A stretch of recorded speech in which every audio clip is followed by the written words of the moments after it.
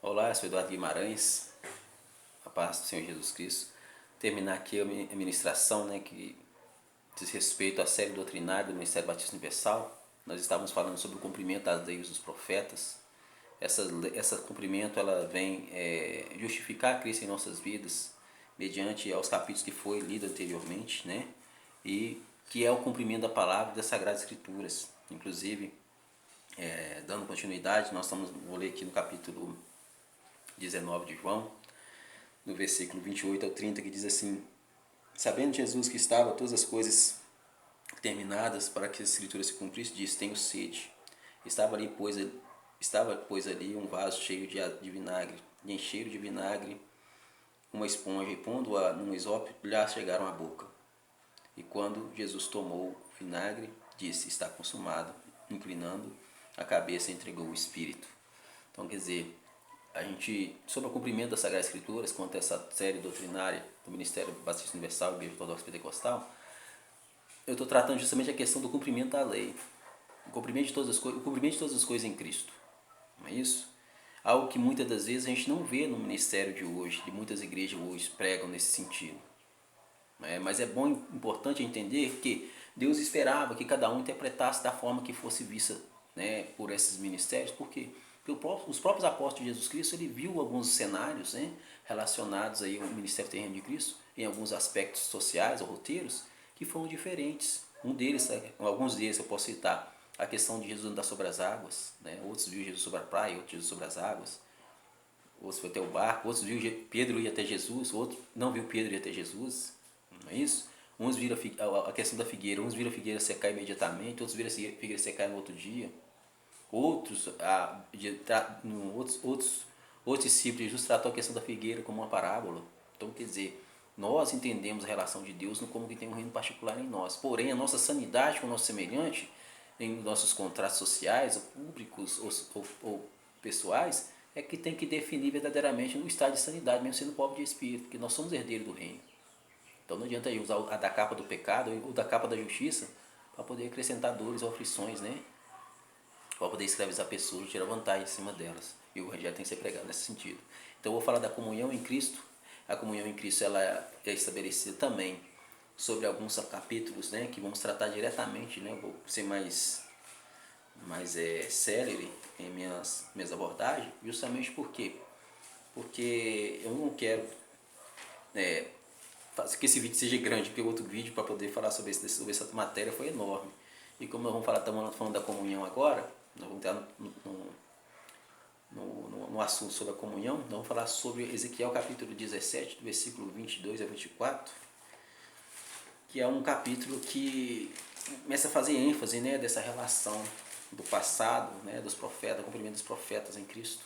E diz assim, capítulo 17, Ezequiel: Assim diz o Senhor Jeová: também tomarei do topo do cedro e o plantarei do principal dos seus renovos. Cortarei o mais tenro e o plantarei sobre um monte sobre um monte alto e sublime. O monte alto de Israel o plantarei, e produzirá ramos, e dará fruto, e se fará um cedro excelente. E habitarão debaixo dele todas as aves de todas as sortes de asas, e à sombra dos seus ramos habitarão. Assim saberão toda a árvore do campo que eu, o Senhor, abati a árvore alta e levei a árvore baixa. Sequei a árvore verde e fiz reverdecer a árvore seca. Eu, o Senhor, o disse e o farei. Então a gente está falando do cumprimento da palavra de Deus, inclusive sobre aquele pacto que faz, dá a entender pelas Sagradas Escrituras, né? Que faz Ezequias com o rei da Babilônia, quando ele vai ter com ele, e mostra tudo que tem na casa dele. Ele fala: mas sobre esse pilar vós os adorarei. Aí eu creio que investido uma visão já espiritual, né, de Ezequias fala: pelo menos haverá paz e descanso e repouso em meus dias. Porque certamente Deus tinha colocado alguma coisa no coração de Ezequias. E a gente começa a entender isso hoje no ministério de Jesus Cristo. Amém? E a Bíblia, ela não mente. A Bíblia não mente. Se a gente procurar entender a verdade vem até nós. Que todos serão ensinados por Deus. Não é isso? Capítulo 47, ele aborda outro assunto que vem falar sobre as águas da purificação. E é um assunto que consubstancia justamente aquele que anteriormente foi falado no próprio Ezequiel 17 anteriormente. Não é isso? Que é as águas da separação ou as águas purificadoras. Diz assim: Capítulo 47 de Ezequiel, versículo 8 ao versículo 12. Então me disse, estas águas saem para a região oriental e descem a campina e entram no mar, e sendo levado ao mar sararão as águas. E será que toda criatura vivente que vier por onde quer que entrar esses dois ribeiros viverá. E haverá muitíssimo peixe, porque lá chegarão essas águas e sararão, e viverá tudo por onde quer que entrar este ribeiro. Será também que os pescadores estarão junto dele, desde Engedi até Engedi. Haverá lugar para estender as redes, o seu peixe, segundo a sua espécie, será como o peixe do grande mar, em multidão excessiva. Mas os seus charcos e os seus lamaceiros não sararão, serão deixados para sal. E junto do ribeiro, a sua margem de uma e outra banda, subirá toda sorte de árvore que dá fruto para se comer. Não cairá a sua folha, nem perecerão seus frutos. Nos seus meses produzirão novos frutos, porque as suas águas saem do santuário, e o seu fruto servirá de alimento, e a sua folha de remédio. O santuário é eu, o santuário é você. É povos, tribos e línguas que estão diante do Cordeiro, diante da fonte das águas, onde o Cordeiro está no trono, apontando a árvore da vida. Amém? E essa é a passagem, né? E ela instancia também a mensagem que Deus faz com que... Qual que é o princípio da nossa comunhão que está estabelecido em Cristo? No capítulo de Ageu, no versículo 2, do 20 ao 23, que diz assim: Veio a minha palavra do Senhor, veio a palavra do Senhor segunda vez a Ageu, aos 24 do mês. Fala a Zorobabel, príncipe de Judá, dizendo: Farei tremer os céus e a terra, e derrubarei o trono dos reinos. E destruirei a força dos reinos das nações, e destruirei o carro e o que nele se assenta, e os cavalos que andam montados neles cairão, cada um pela espada do seu irmão. Naquele dia, diz o Senhor dos Exércitos, te tomarei a Zorobabel, filho de Salatiel, servo meu, diz o Senhor, e te farei como um anel de selar, porque te escolhi, diz o Senhor dos Exércitos.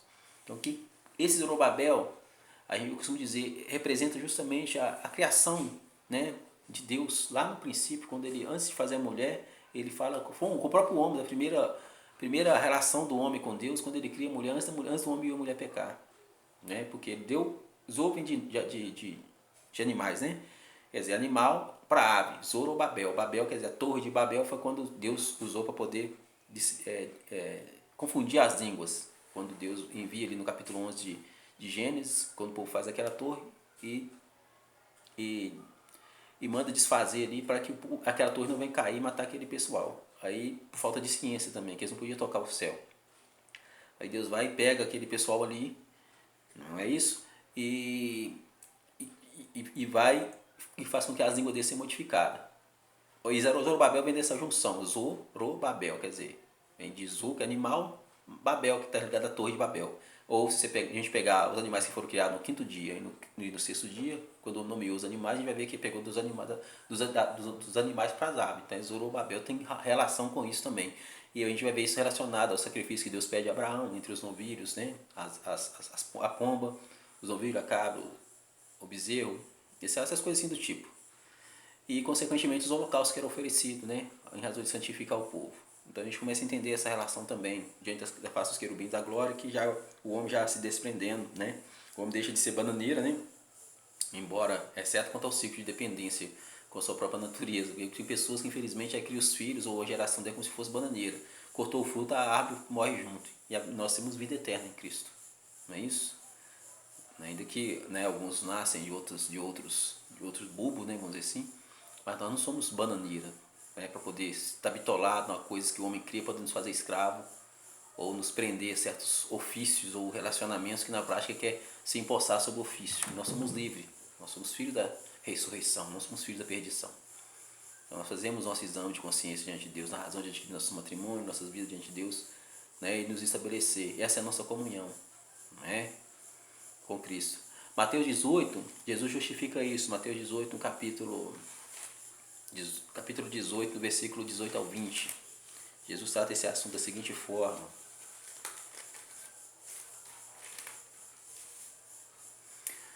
E em verdade vos digo que o que ligares na terra será ligado no céu, e tudo o que desligares na terra será desligado no céu. Também vos digo que se dois de vós concordarem na terra acerca de qualquer coisa que pedirem, isso lhes será feito por meu Pai que está no céu. Porque onde estiver 2 ou 3 reunidos em meu nome, aí estou eu no meio deles. Aí está eu no meio deles, quem é Jesus, Espírito. Quer dizer, ele vai representar por um, né? Vamos dizer assim. Você tem três, quer dizer, se você tem etimologia diferente, o quarto é Cristo, de qualquer forma. Ele é o que habita entre os castiçais de ouro, entre as 7 igrejas do Senhor. Então, de alguma forma, diferente de qualquer coisa, há a materialização, a personificação da verdade quando estamos reunidos no nome de Jesus. Naquilo que concordamos, ligando no céu, ligando na terra. Tem que haver, seja em relação de duas pessoas ou de 3 pessoas. Porque em você, pessoalmente, você só tem que guardar o evangelho, você é são, você é herdeiro do reino, mesmo sendo pobre de espírito. Mas só que, porém, em relação a coisas que você tem que ver, objeto de imparcialidade ou impessoalidade na gestão de uma pessoa, em que você toma para si como direito personalíssimo e a outra pessoa também como direito personalíssimo, indiferente de quem vai representar ela, você tem que ter um caráter definido em Cristo. Não é isso? Porque não existe impessoalidade ou imparcialidade sem pessoa. Como vai se garantir personalidade do direito? Ou inerência dele? Ou parcial ou sobre a parte de quem quer que seja. Não é isso? Agora a pessoa criar mídia escravista, imperiosa, e criar hierarquias tendenciosas, aí já são obras de demônios, obras de nicolaítas. As pessoas querem se promover por vaidade, seu benefício e privilégios. E usar a máscara pública e religiosa para poder se fazer sob o direito de explorar alguém com efeito religioso e judicial. Isso não é de Deus. Isso é obra de nicolaítas, falsos deuses, falsos cristos. Está repreendido em nome de Jesus. Então, esse assunto aqui está relacionado justamente a quê? A comunhão, esse que eu acabei de tratar agora. Agora vamos tratar o assunto da caridade. O assunto da caridade é que faz com que nós cresçamos no conhecimento da palavra de Deus. No capítulo 3, do versículo 8 ao 13 de Coríntios, Paulo fala sobre a questão da caridade. Não é isso? A questão da caridade é tratada da seguinte forma. Capítulo 13, do versículo 8 ao versículo 13 de Coríntios.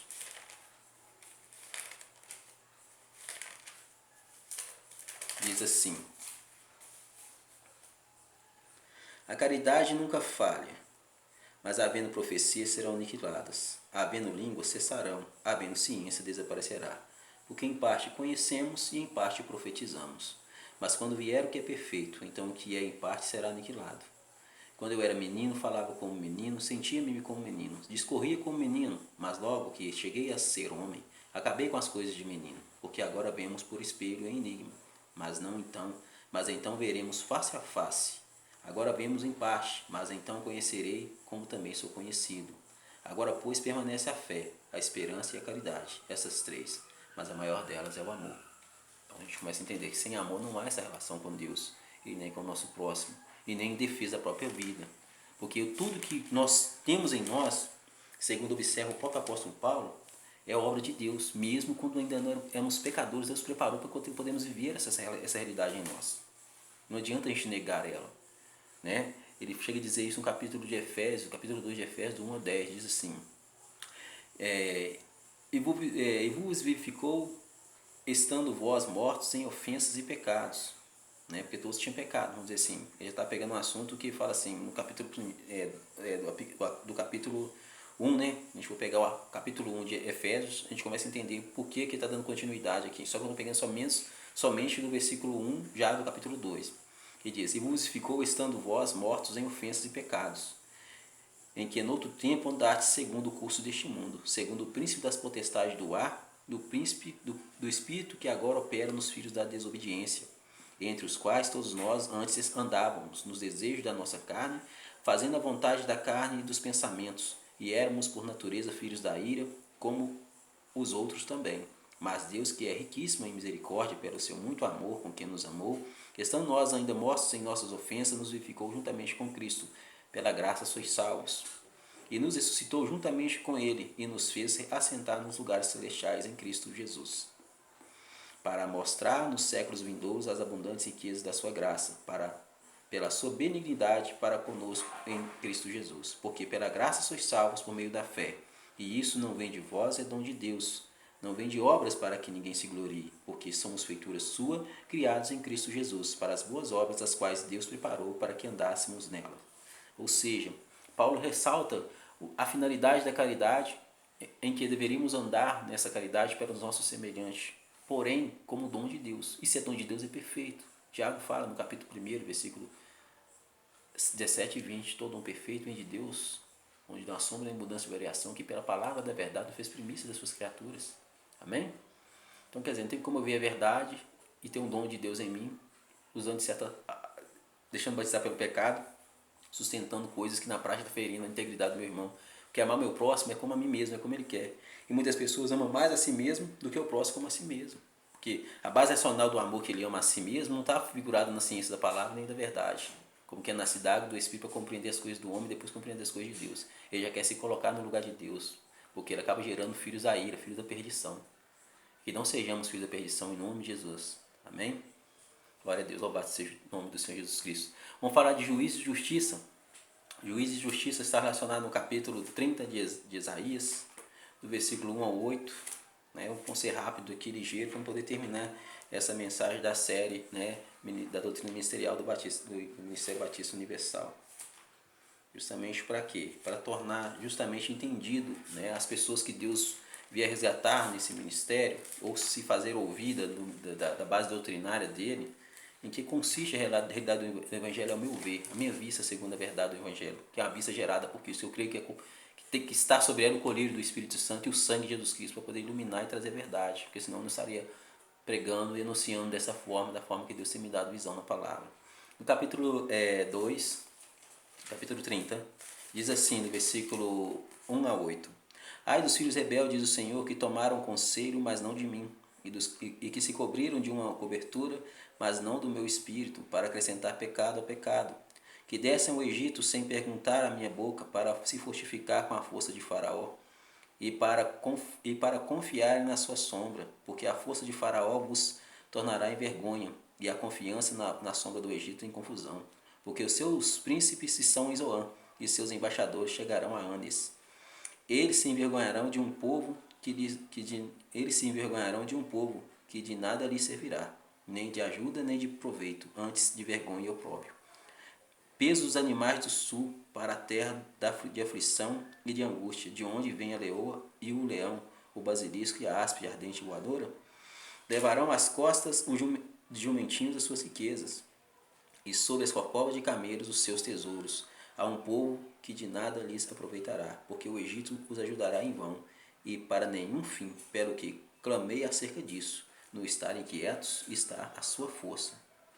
Pois agora escreve isso numa tábua perante eles e aponta num livro, para que fique escrito para o tempo por vir, para sempre e perpetuamente. Essa parte aqui nós estamos falando sobre, quando ele fala escrever na parte, ela se cumpre em Ezequiel 32, quando ele fala da ressurreição do vale do seco, e também sobre o próprio João, quando escreve o nome dele, Zacarias escreve o nome dele na tabuinha, para poder dizer o nome dele, que ficou mudo, o anjo falou que ficaria mudo.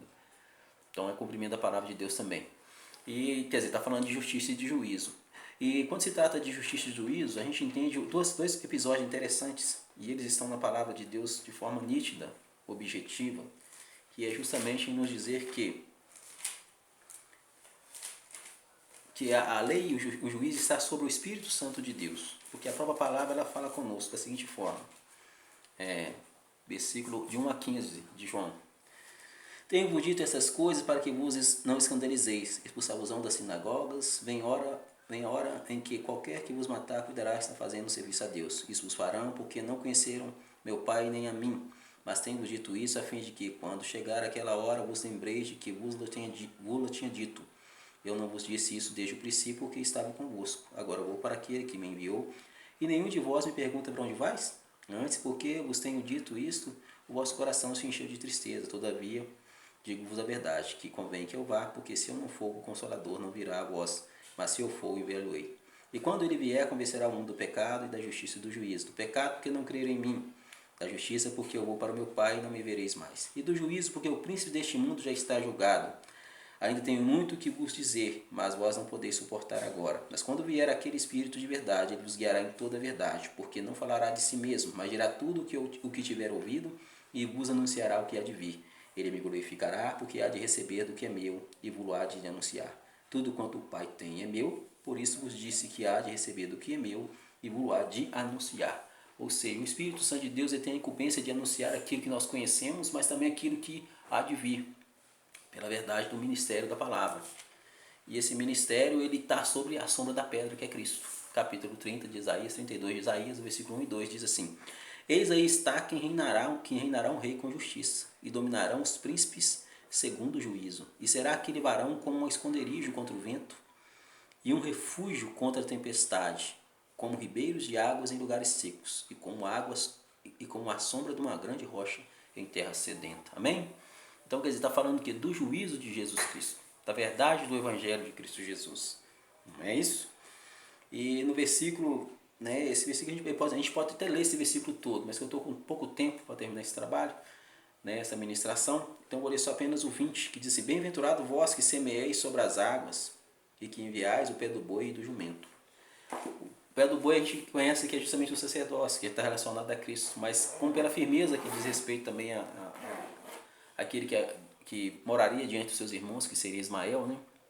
E fala que seria como jumento, então vamos dizer que está ligado à pedra também, né? A base da igreja ligada ao reino e a firmeza dela sobre a terra, né? Quer dizer, nós habitaremos diante de nossos irmãos em Cristo. Por quê? Porque nós temos a feição natural também em Cristo, não é isso? E Deus é um só. Deus veio para a salvação de todos que creem nele, creem em Jesus Cristo, porque a Bíblia é taxativa em dizer: Ele veio para que eram os seus e os seus não recebeu, mas todos quanto receberam, deu direito a ser chamados filhos de Deus, os quais não nasceram segundo a vontade da carne, nem da vontade do sangue, nem da vontade do homem, nem da vontade do varão, mas da vontade de Deus. E o Verbo se fez carne e habitou entre nós, cheio de graça e de verdade. Amém? Então, assim, a Bíblia não tem muita dificuldade de ser compreendida. Só que para compreender a Bíblia é necessário você se esvaziar de si mesmo. Esvaziar de muitas coisas que muitas das vezes corrompe o coração do homem e faz dele vítima ou então presa, né? Por isso que Jesus chega e diz: Jesus como presa, ele levou cativo o cativeiro, né? Está lá no capítulo 8 de Zacarias, ou de Isaías, né? Que ele fala, né? Embora no capítulo 4 de Gálatas, não, é de Gálatas, né? Não, capítulo 4, ele chega a falar, né? Capítulo 4 de Gálatas, né? Se eu não me engano, né? Paulo chega a falar, né, sobre isso, ou de Efésios, de Gálatas mesmo. Ele chega a falar que levou cativo o cativeiro, e lá e Jesus, como se coloca um preso, ele fala: apressurando-se a presa, no versículo 1 de Isaías, capítulo 8, ele fala: apressurando-se a presa,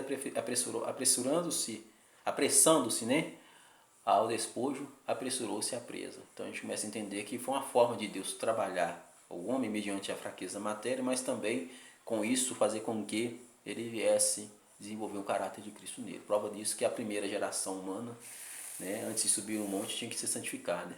E o que profanasse qualquer tipo de lei naquela época era apedrejado. Por quê? Para desenvolver no homem a razão. Mas hoje nós vivemos Cristo. É isso que Jesus fala: eu não vos digo que ferir a face, né? Você pague o bem por mal, né? Seja osso por osso e dente por dente, né? Não é isso? Por quê? Porque vai depender da relação, né? Ao perverso não resistais, mas aqui que fez sua face, ser dele a outra. Ele está falando de quê? Você ganhar o seu irmão dentro daquilo que está equivocado. Claro que o perverso está no outro caminho, não tem que resistir ele. Então devemos entender essa situação, não por questão só de afeição natural, mas por questão de humanidade, de compromisso com Deus diante da igreja do Senhor, como igreja do Senhor e diante da sociedade em que o Senhor estabeleceu em Cristo, diante de povos, tribos e línguas. Amém? Senhor Deus, eu quero te agradecer em nome de Jesus por o Senhor me permitir falar de forma resumida, né, as bases do doutrinário do Ministério Batista Universal, e peço ao Senhor que o Senhor nos guie, nos faz permanente diante do Senhor, como quem tem a vida em nós mesmos, como quem tem o testemunho de Cristo, e somos salvos justamente por isso, porque não recebemos o testemunho do homem, nossa luz é eterna, porque aquele que está no Senhor não andará em trevas, mas terá a luz da vida, que a luz do Senhor esteja em nossos corações sempre, e haja o perfil do Senhor segundo a medida proposta em Cristo, em nome de Jesus Cristo, louvado seja o nome do Senhor.